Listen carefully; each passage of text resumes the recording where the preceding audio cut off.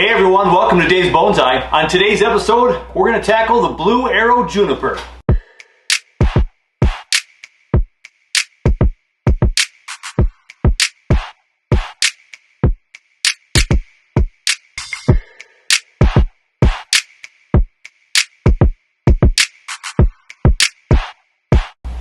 Another one of my trees that I haven't taken the best record keeping. I don't know when I repotted this last. I want to say 2 years ago. And I'm going to repot it this year for a couple of reasons. I've got these kind of guy wires here that were trying to spread out the triple trunk, and they're really not even putting much pressure on anymore, so I want to adjust that. And I've always been displeased with the 3-trunk look, and I thought 2 would be better.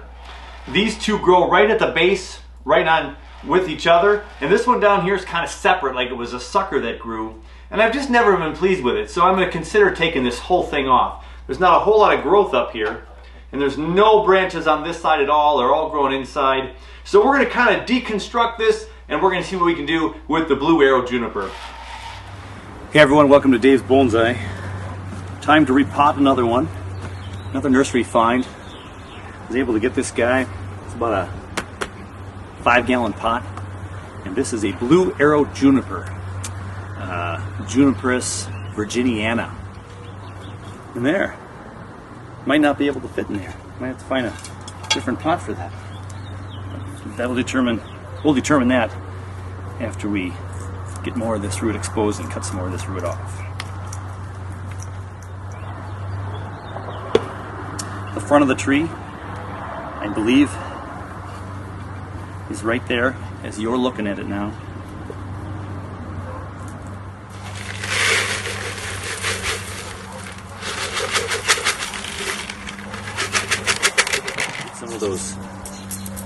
Get some of those rocks down there underneath. And I have a fair amount of roots still showing.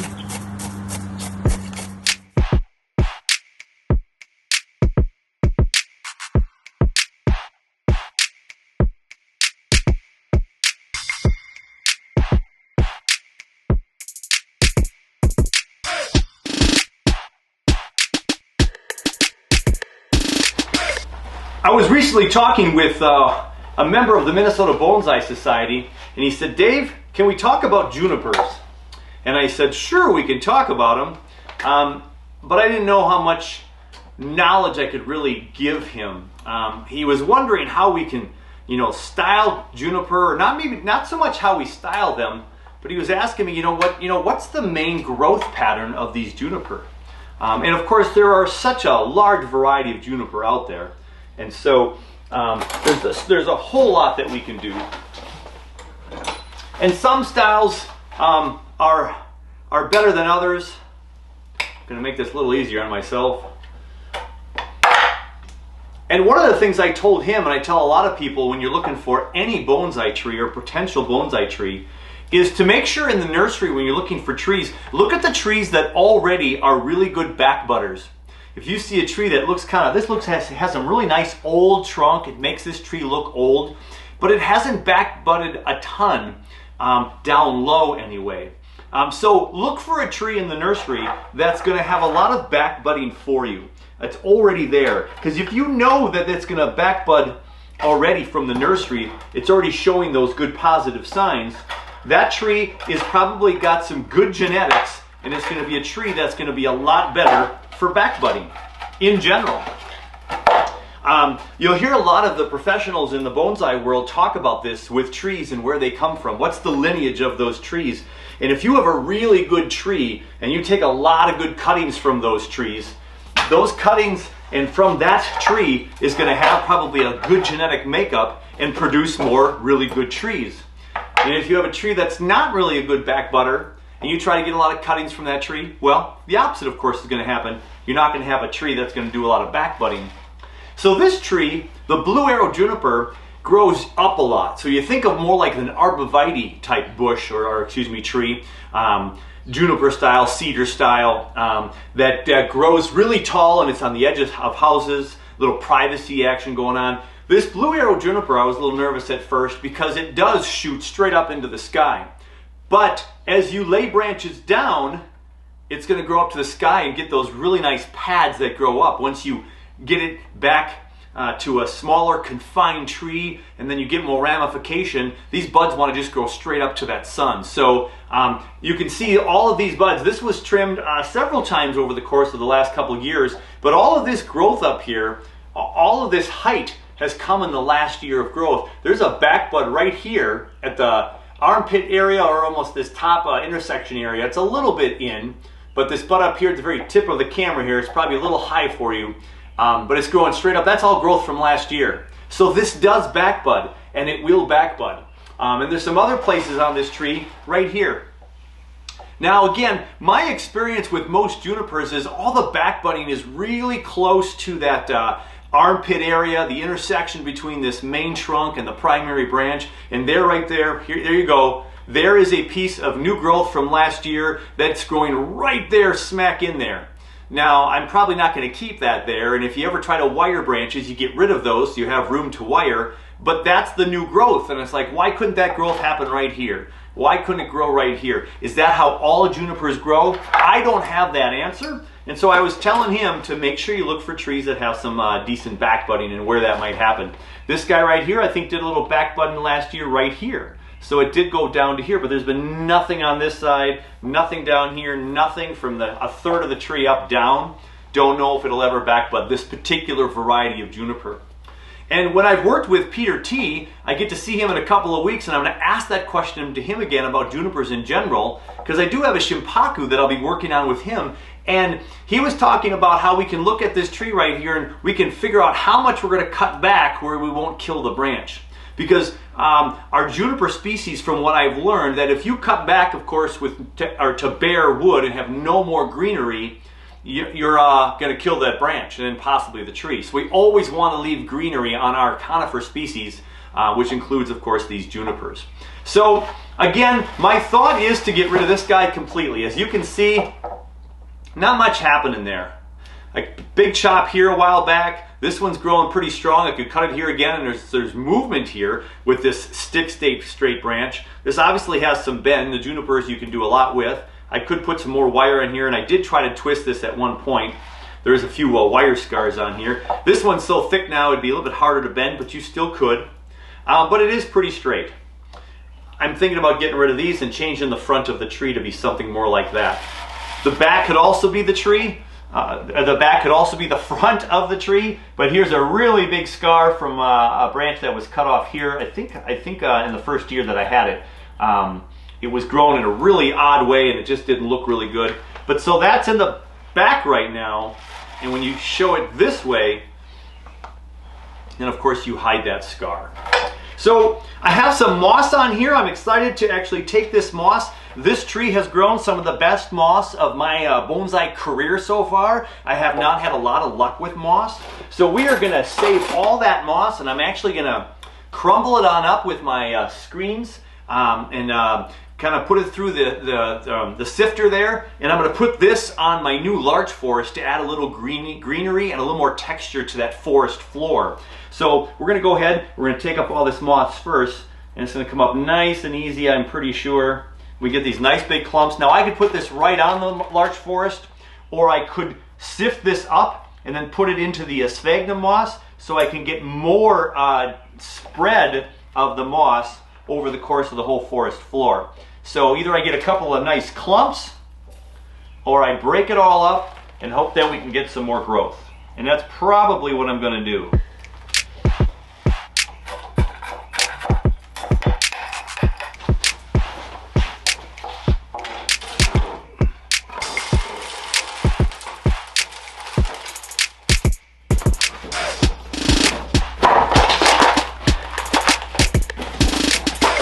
We're going to comb out some of the soil here and kind of see what we got to work with.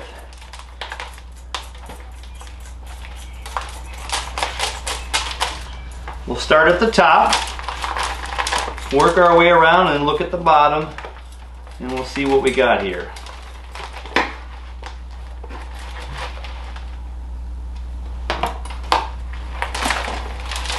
Get our 2 wires out of there.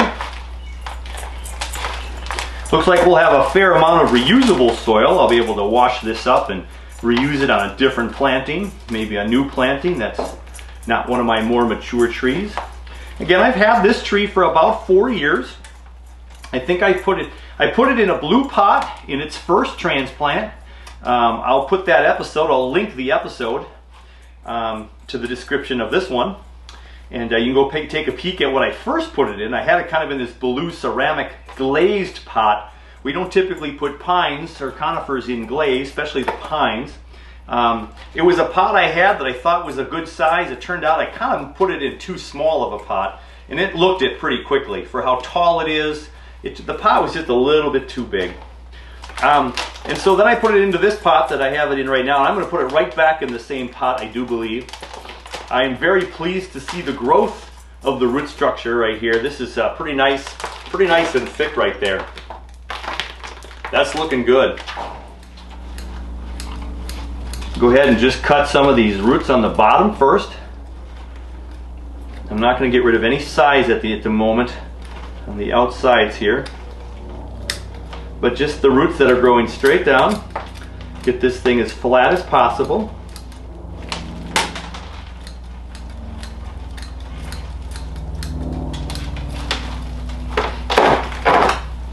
Now I do notice a big thick clump of roots on this side of the tree. Go ahead and trim up some of that because those are just super long.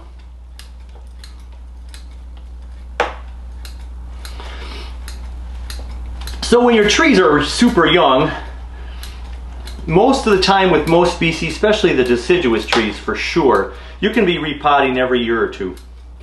And some of the pines and conifer species, you know, you might go 2 to 3 years. I don't know all the species specifics at the top of my head. But when they're young and in the development stage and growing faster and you want growth, you're in that development stage, repotting them every couple of years is not out of the question. So I did not repot this last year. I'm pretty sure of that. So that means 2 years ago. Probably the spring of 19. I definitely didn't do this one last year in 20. I'm about 95% certain. All right, so we got rid of some roots and there's still some more black dirt right there. We're going to make this a little bit more bare rooted this time around. We've got a lot of fine feeder roots on the edges right now, so I'm feeling good about that. Here's a long root that was tucked around. That root's sticking straight up. This root here was up above the soil and it's not growing anything right there. I'm actually going to go ahead and go in and cut that one completely off.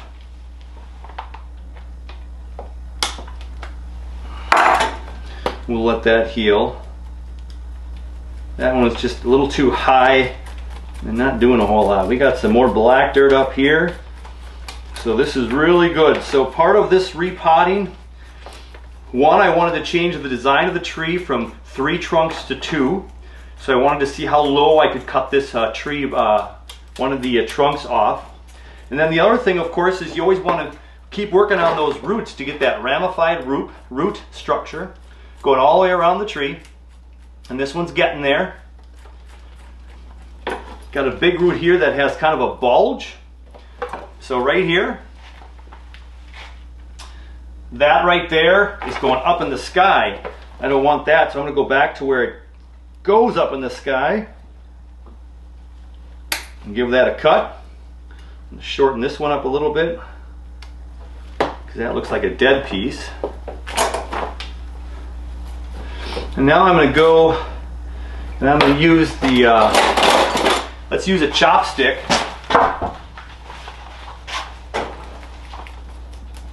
Again, that one single chopstick going through some roots, maybe not going to snarl and break as many of those roots as when you got that root rake. That root rake is wonderful for getting big chunks of soil and moving some dirt, but then you don't want to damage some of this stuff, and so this single chopstick method is really going to get in between some of these root structures. You can start poking holes through the root structure to get underneath to see where this is kind of heading. So we certainly have weaker roots on one side than the other.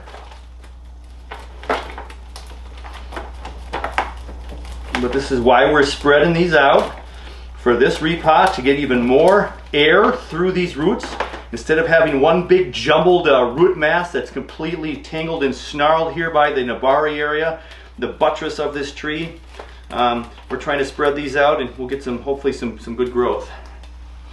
So we're just going to cut those out. Let this lay even flatter in the pot.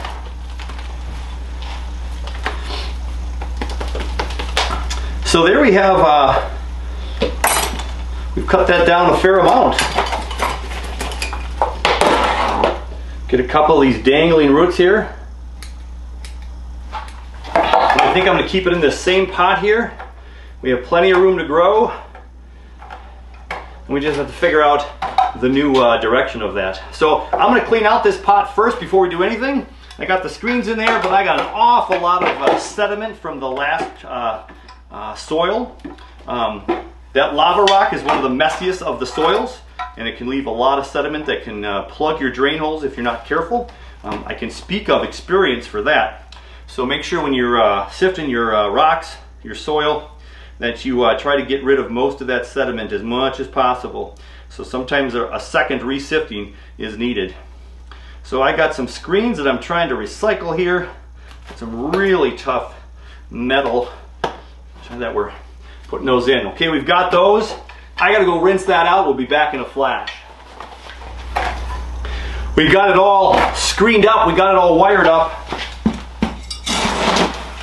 Let's get a layer of soil on the bottom.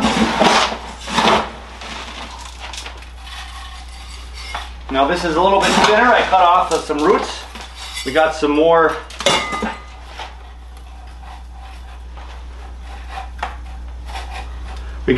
of the dirt out of here.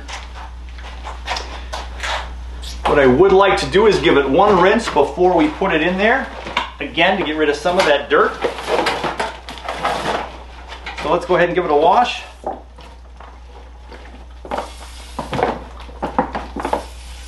So this will get rid of some of that dirt easier than a rake and more gentler than a rake or a chopstick, right? The power of the erosion of water. So it washes away that dirt.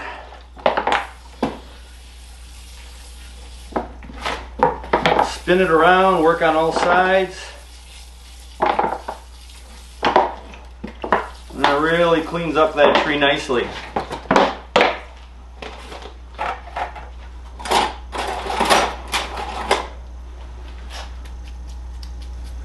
And again, I can poke a little bit at it, try to get some of those last bits of dirt off of there. This has a nice moving trunk down at the bottom here. There is getting to be a little bit nicer of a nabari. So one of the risks I run of cutting this one tree off is I might damage the look of the overall nabari around the entire tree. So I have to consider that carefully. But here's our tree. This is what it was before. Again, these two branches or trunks are connected down here for a nice wide nabari. And if I take this off, it kind of thins that nabari out. Now I'm going to look at it for myself right now. Sorry, I had it the wrong direction. There's how we would look at it. And again, this branch covers up this branch up here, so we would probably have to do some movement here, like this.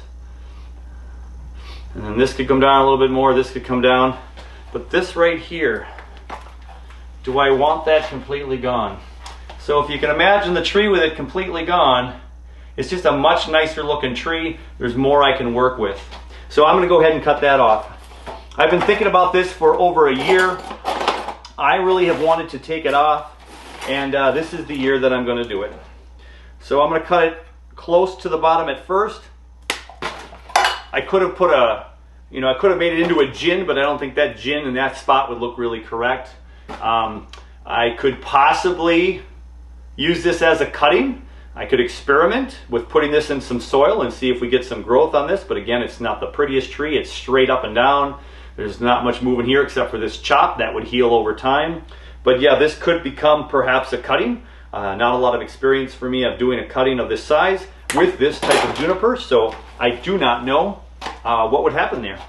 But we have that as a possible project. We can always try. So let's clean up the wound we just made up here. Let's just clean that up just a little bit more. We got a little bit of a stump in there. We got to kind of clean that up. So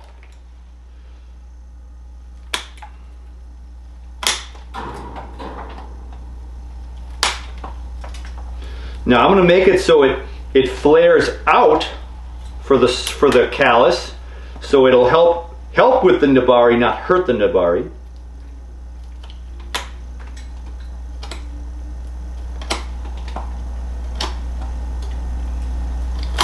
So as flat as possible, but one that when it heals, it'll show more flare out of the trunk than anything else. So I'll zoom up in post-production there, but there's the sore head on. There's the sore from an angle, the scar, and I have it so it's going like this, right? So it's going to be hopefully healing for a nice nabari.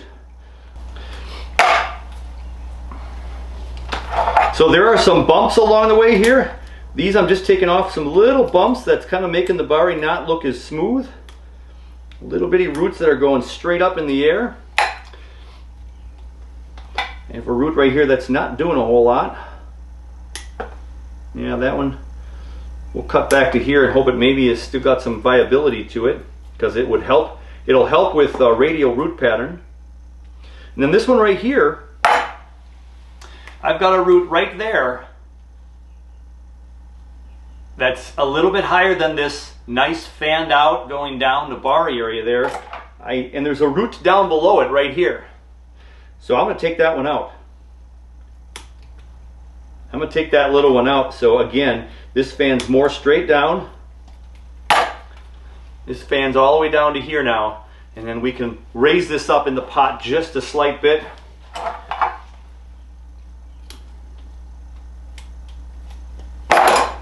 All right, so we have our new twin trunk tree to try that for a few years. Okay, so we can put this in the pot right now. I got to figure out what's going to be the right and what's going to be the left.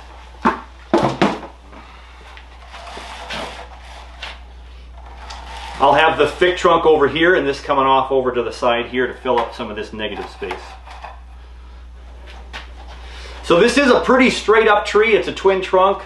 I don't think I'm going to angle it anyway.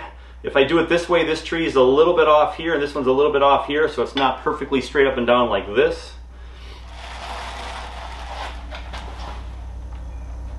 And I think I like that, the way it is right there. So I've got two standard tie downs here. I'm going to go underneath the biggest root in the back. You can't see it right now from the back, but in case I do any, I don't want to mark it up too bad here. So I'm going to poke it through, and then we'll tie this side down.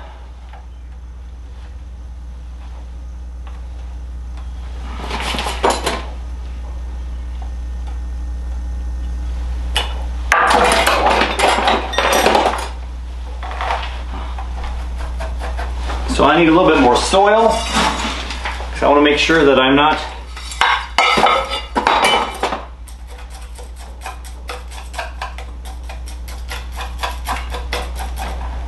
make sure I want that tree leaning the way I want it to lean. There we go, because when we tighten it down, it's going to go back down to my right, your left. So let's give it a couple of spins here.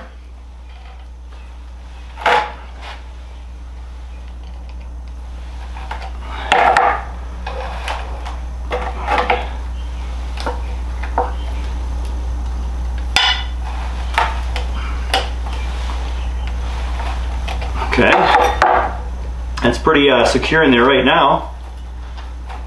Okay, and then we have this front wire here.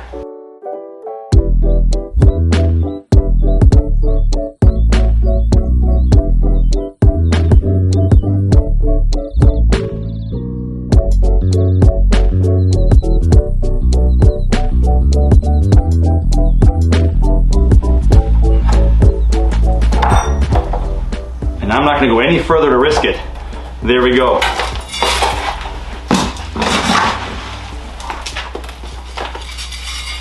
We'll get our bonsai soil in there where we want it to be.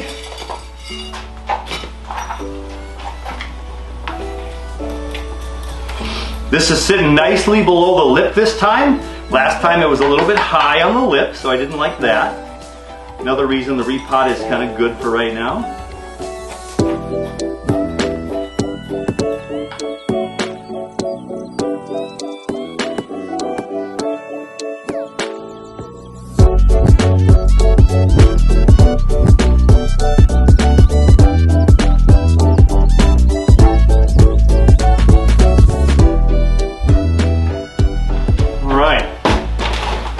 Let's take a peek at this guy.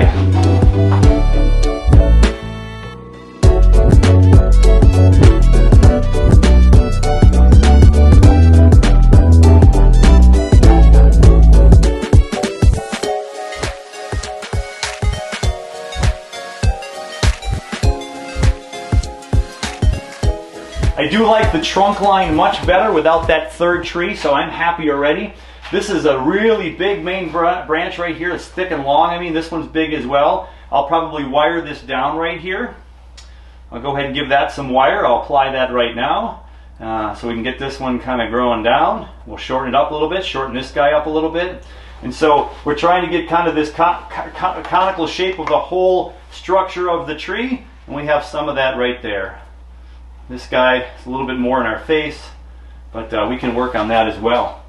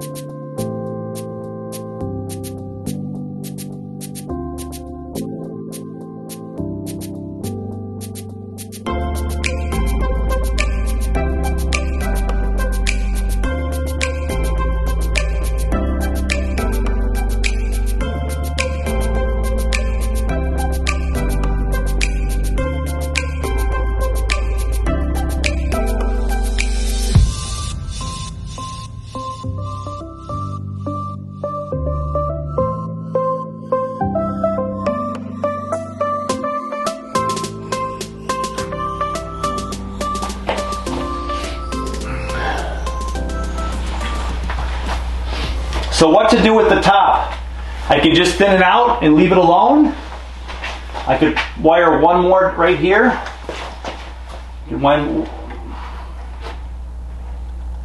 I could cut the top off from here to here and make this a gin. Get rid of all of that. This could become the new leader. This could become the new leader. This is kind of scarred right there pretty bad. And then we may end up shortening this tree down the road anyway, but right now we're going to see what it does. Because I don't like this area right here. These two are too close to each other. It'd be nice if this tip was up to here, but when this gets thicker, this will be hidden behind this tree, so maybe it'll be okay. So we're going to leave it for now. But part of me wants to lop this guy off right here and make this the new leader. and hope that it kind of has this movement up here where it goes this way a little bit, then this way, and then I could keep this as the leader, but there's this dead stuff right here. I'm not sure what to do there. It's awfully messy up there. There's also a branch right back there that's growing straight up from that area. I think I do need to cut the top part off for sure. So there I go. Got rid of that guy.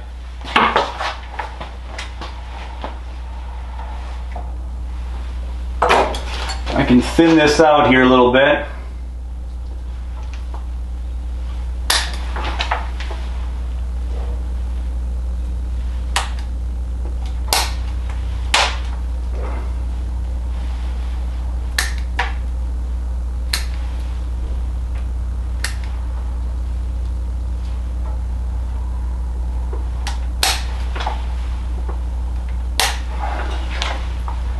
Alright.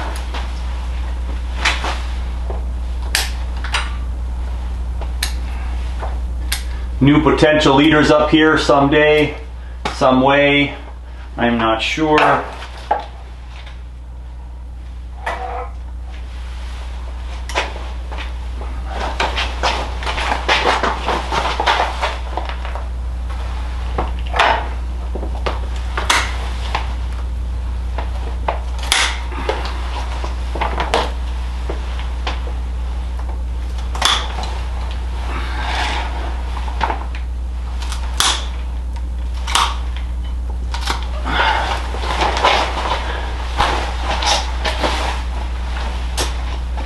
Got all this dead wood right here already, which could be an interesting feature, but it's just a knob right now, so I gotta figure out what I want to do with that.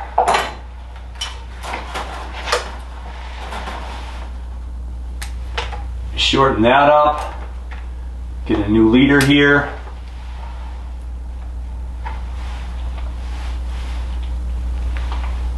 This one's growing down, looks weaker than the other one. Let's keep that at the moment.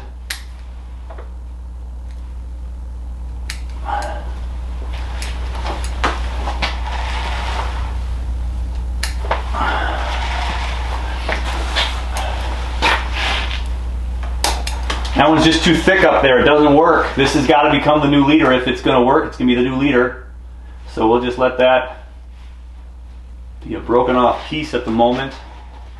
And I just got to figure out what to do with this.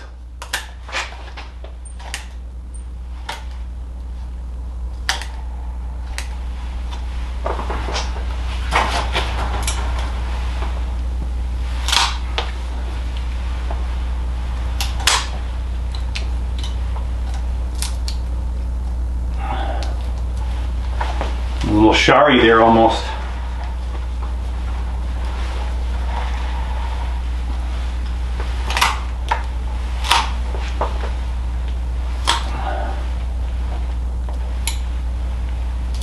Don't know what happened to the tree, but something obviously broke off there, but there's still growth.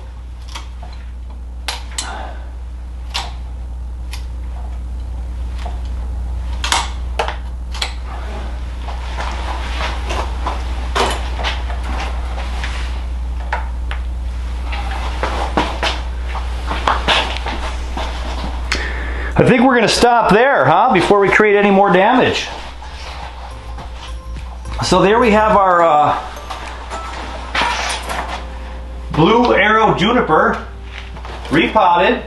Went from a 3 trunk to a 2 trunk. We lost a little bit more on top. We got a little bit of dead wood there. We'll see what happens with these 2 leader potentials, these 3, this one back here. We'll see. This is a little messy right now, but if this continues to grow and thicken up here, maybe it'll hide this branch back here a little bit more. We moved some branches here with some wiring. We got that going on a little bit there for us. Move some branch in here. And we're just going to leave it right there. We'll put it on the bench and hope for the best there.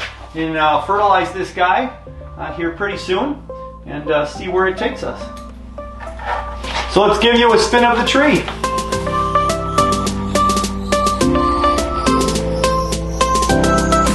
There's the back, incidentally. Not a horrible look at the moment.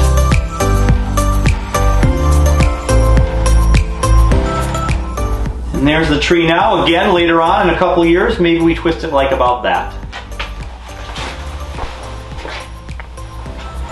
That does it. Another episode coming to a close here. Thanks for watching. Hit like if you haven't before. Go ahead and subscribe if you haven't done that yet. Tell your friends. Take care of you. Take care of your bonsai. And we got some more repotting to do this spring, so we'll catch you very, very soon on the next one.